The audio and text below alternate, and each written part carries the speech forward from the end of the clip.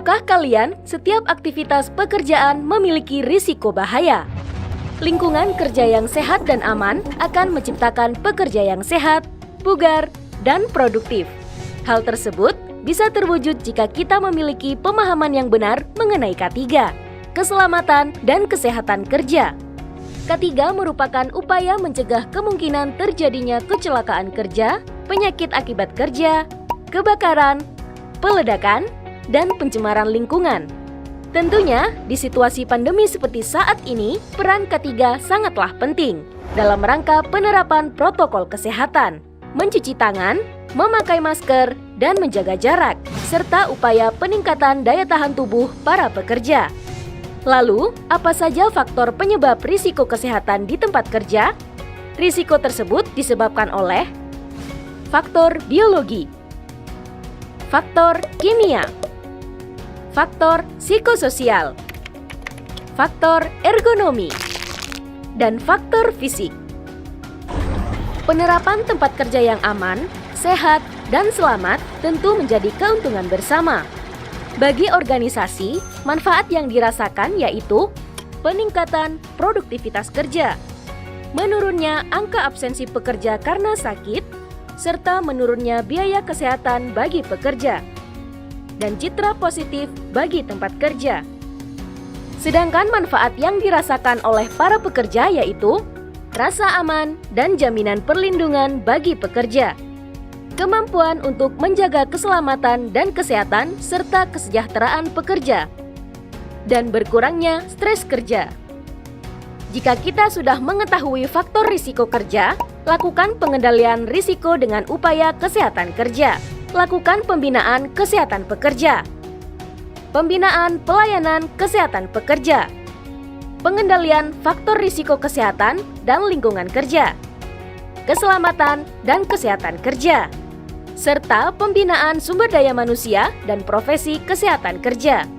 Upaya kesehatan kerja dapat kita wujudkan dengan program POS UKK untuk kelompok kerja informal, Gerakan Pekerja Perempuan Sehat Produktif untuk sektor industri, K3 Fasilitas Pelayanan Kesehatan yang diterapkan pada fasilitas pelayanan kesehatan, K3 Perkantoran untuk sektor perkantoran, dan pembinaan kesehatan kerja pekerja migran Indonesia untuk pekerja migran. Risiko pekerjaan bisa dikendalikan agar tetap bekerja aman dan nyaman. Budayakan K3 di lingkungan kerja.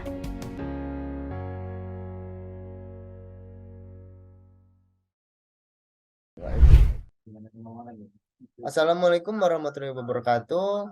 Selamat sore semuanya. Di sini kami dari kelompok 8 akan mempresentasikan hasil tugas K3 dan CT. Nah, saya sebagai moderator Rifki Ramadhani dan rekan-rekan saya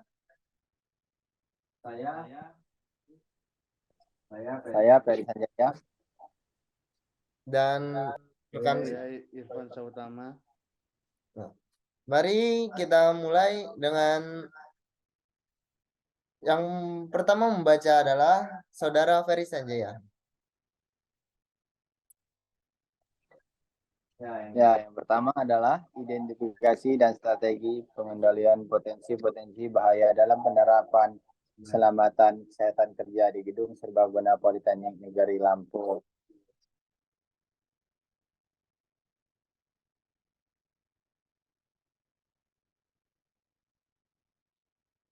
Ya, di sini pendahuluan. Kesehatan dan keselamatan kerja K3 merupakan upaya kita untuk menciptakan lingkungan kerja yang sehat dan aman, sehingga dapat mengurangi probabilitas kecelakaan kerja atau penyakit akibat kelalaian yang mengakibatkan demotivasi dan defisiensi produktivitas kerja.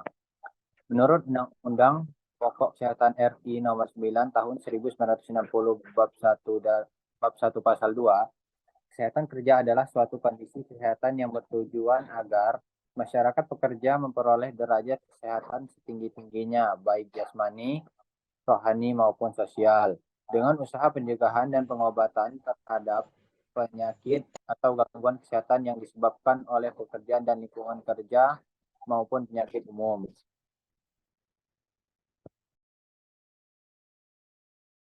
Rumusan masalah.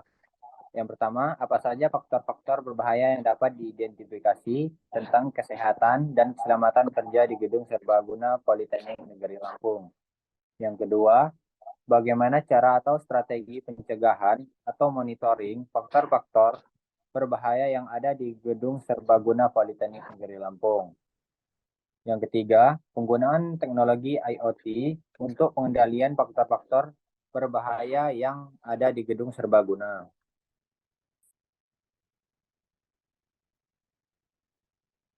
Ya, tujuan dari penelitian yang pertama untuk mengetahui potensi-potensi yang dapat menyebabkan resiko bahaya yang ada di Gedung Serbaguna. Yang kedua, mencari resiko yang dapat diidentifikasi bahaya dan resiko yang ada di Gedung Serbaguna. Yang ketiga, memberikan solusi dan usulan penerapan IoT terhadap potensi resiko bahaya yang telah didapat. Di sini menggunakan metode yang pertama, metode observasi, yaitu metode observasi adalah suatu kegiatan yang ditunjukkan terhadap suatu proses atau objek dengan tujuan untuk merasakan dan kemudian memperoleh pengetahuan tentang suatu fenomena berdasarkan pengetahuan dan gagasan yang telah diketahui sebelumnya.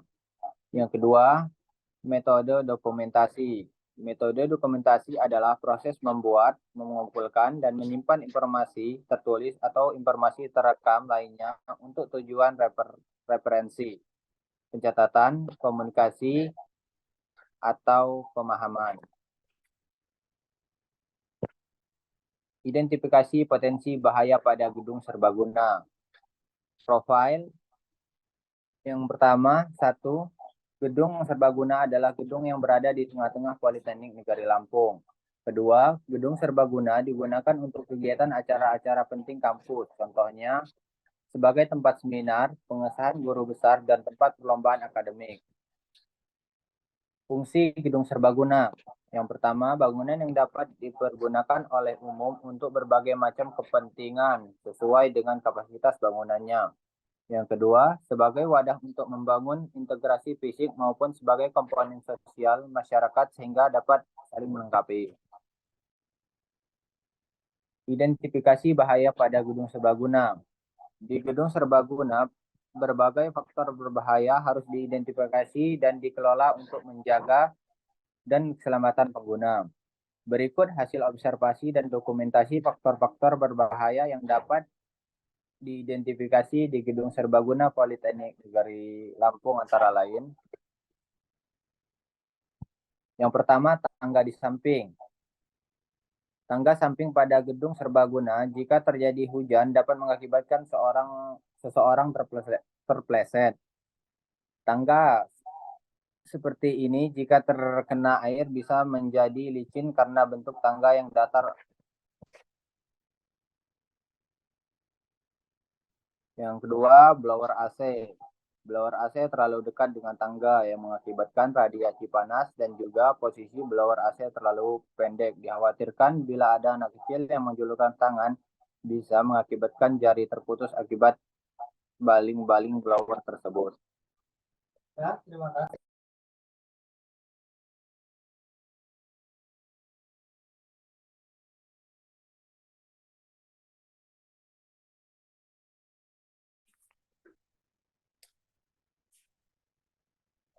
Yang ketiga, penempatan kabel.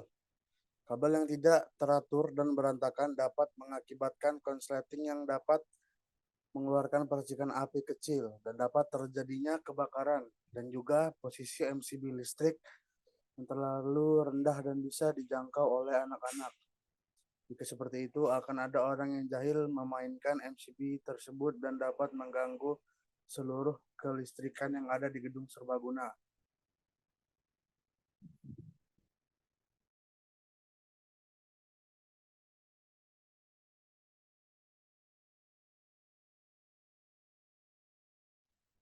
Yang keempat, tangga dalam gedung serbaguna.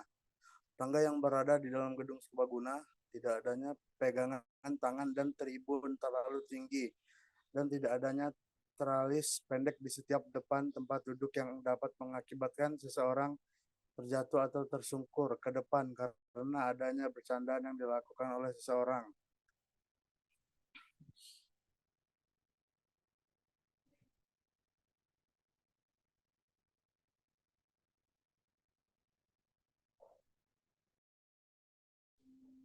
Yang kelima, atap. Pemilihan plafon berbahan kayu jika sudah terlalu lama dan termakan oleh rayap, plafon tersebut dapat terjatuh dan menimpa orang yang di bawahnya dan sekitar area tersebut. Kejadian tersebut akan sangat fatal jika bagian kepala seseorang terkena jatuhan plafon tersebut. Selanjutnya, cara atau strategi pencegahan atau monitoring faktor-faktor di gedung serbaguna. Pencegahan dan pemantauan unsur berbahaya di gedung serbaguna merupakan langkah penting dalam menjaga kesehatan dan keselamatan pekerja. Berikut beberapa cara pemantauan dan pencegahan.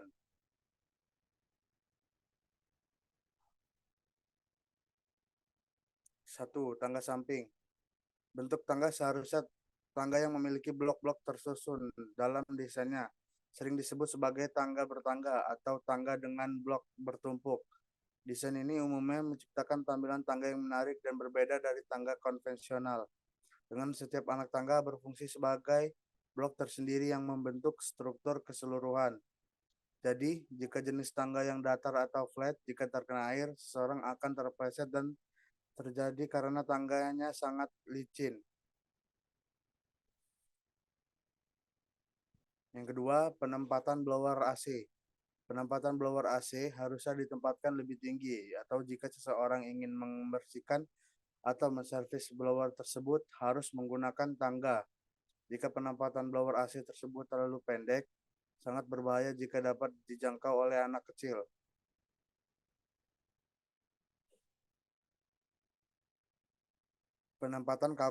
Ketiga, penempatan kabel. Penempatan kabel seharusnya dimasukkan ke dalam pipa paralon dan penempatan kabel ditaruh di titik-titik yang aman dan tidak bisa dijangkau oleh orang umum dan anak-anak.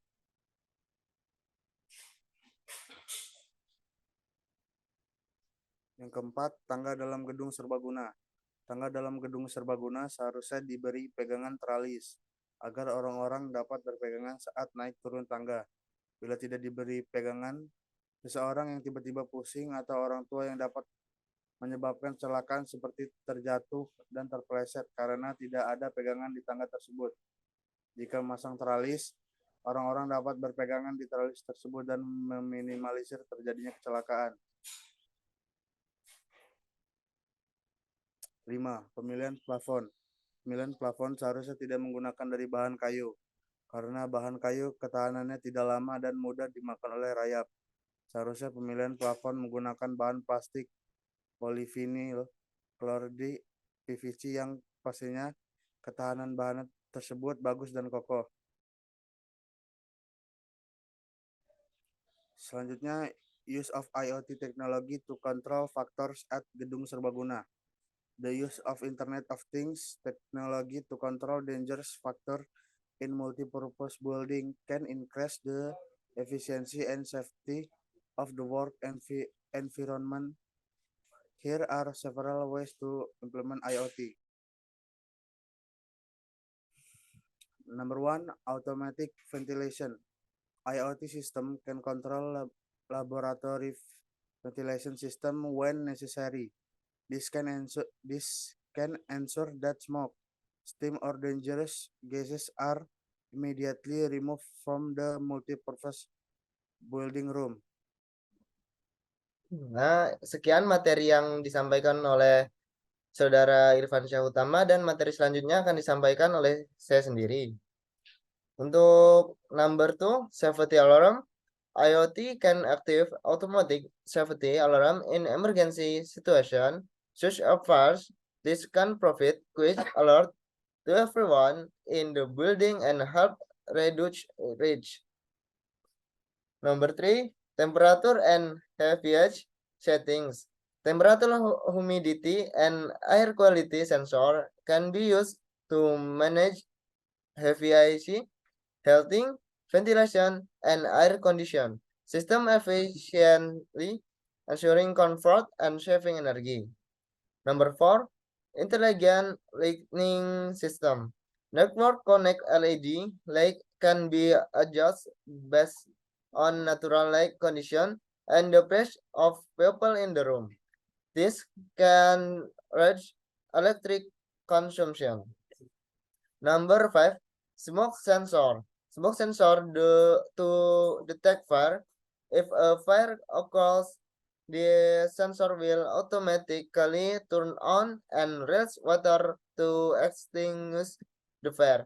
The position of the sensor in on the roof of the room so that if this sensor is active, the water that come out will spread if this sensor in on the roof. The use of computation thinking, problem solving at Gedung Serbaguna.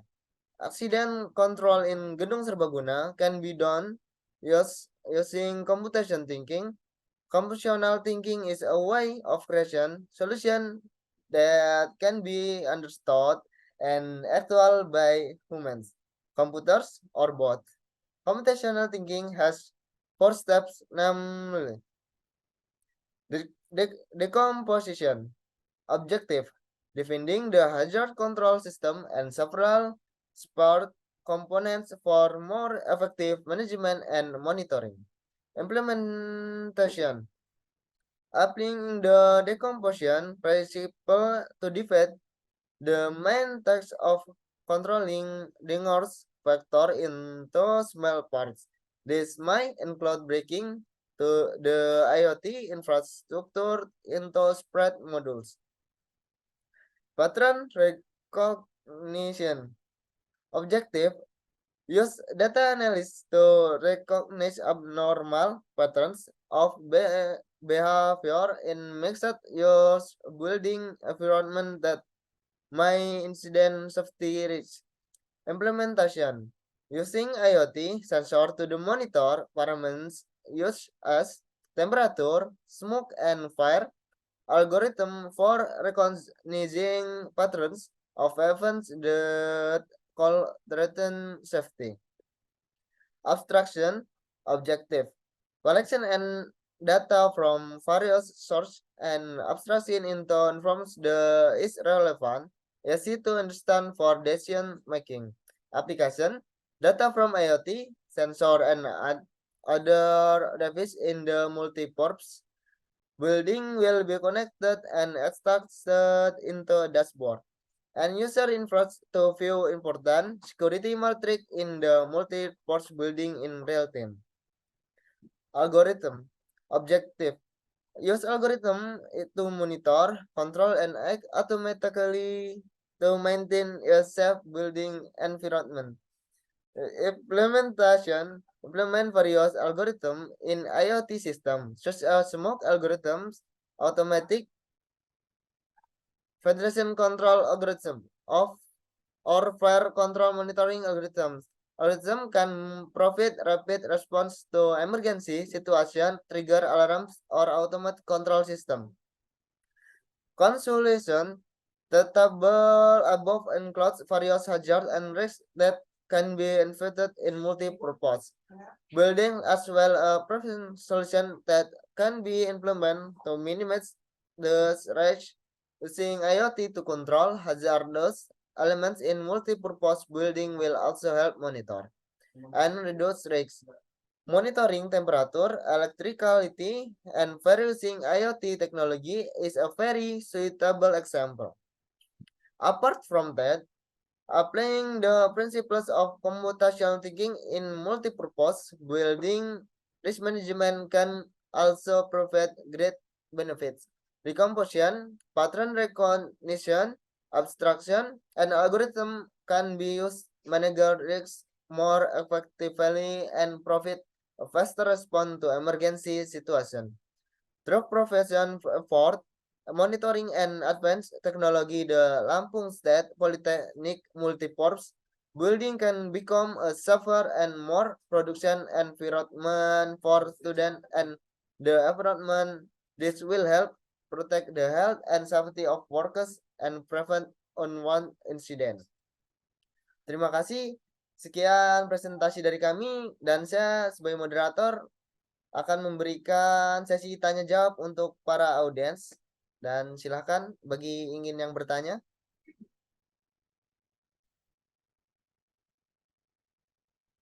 Saya Kak, mau nanya Kak. Kak, saya mau nanya Kak.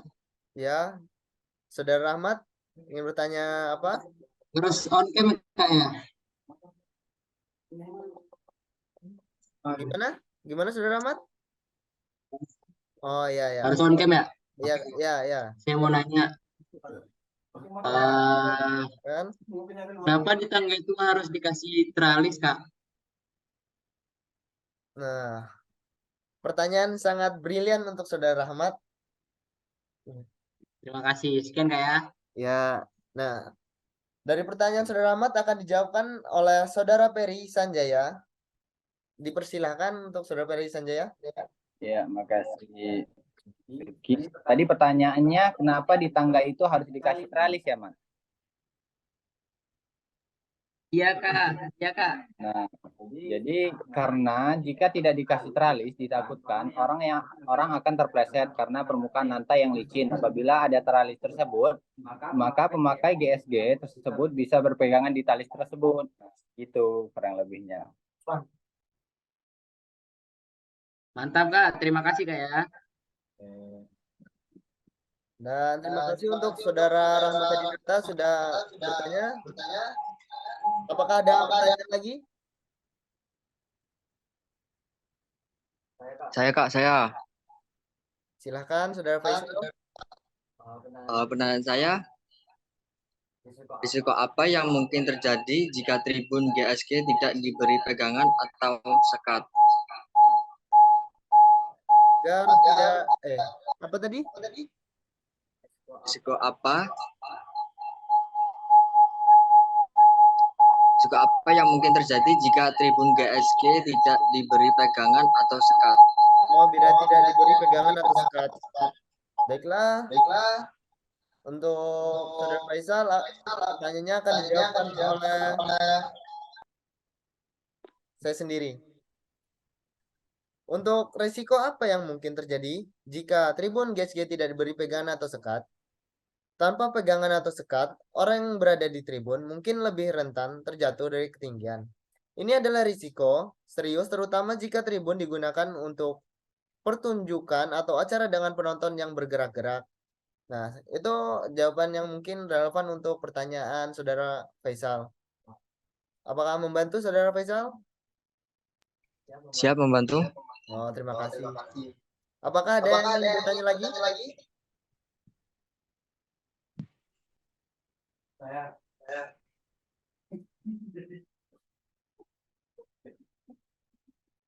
Izin bertanya kepada Riki Ramadhani, apakah dampak dari penatapan kabel listrik yang kurang rapi di gedung itu?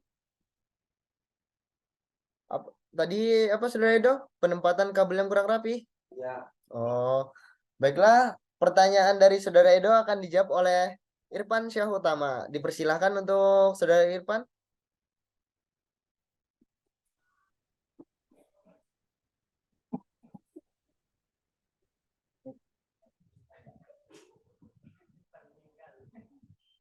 Oke, untuk pertanyaan yang diberikan oleh Edo, saya akan menjawab. Jadi, apa dampak dari penataan kabel listrik yang kurang rapi?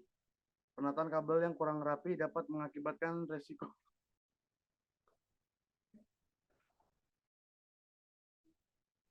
Bagaimana Saudara Ipan, bisa diulangi?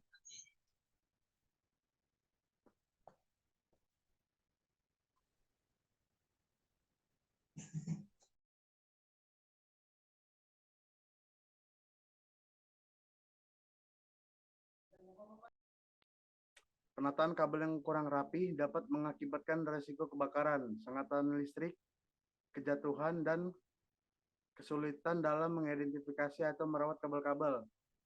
Yang semua dapat mengganggu operasional dan keselamatan dan kesehatan kerja. Mungkin itu aja jawaban dari saya. Apakah jawaban dari Saudara Irfan membantu Saudara Edo? Ya, cukup membantu. Saya ucapkan terima kasih kepada Saudara Ipan yang telah menjawab pertanyaan saya. Saya sangat puas dengan jawaban tersebut. Terima kasih. Nah, sekian sesi tanya jawab dari apa? Dari hasil proyek K3 dan CT kelompok kami, kelompok 8, kami ucapkan terima kasih dan saya akhiri untuk Zoom sore ini. Wassalamualaikum warahmatullahi wabarakatuh. Waalaikumsalam. Waalaikumsalam. Warahmatullahi wabarakatuh.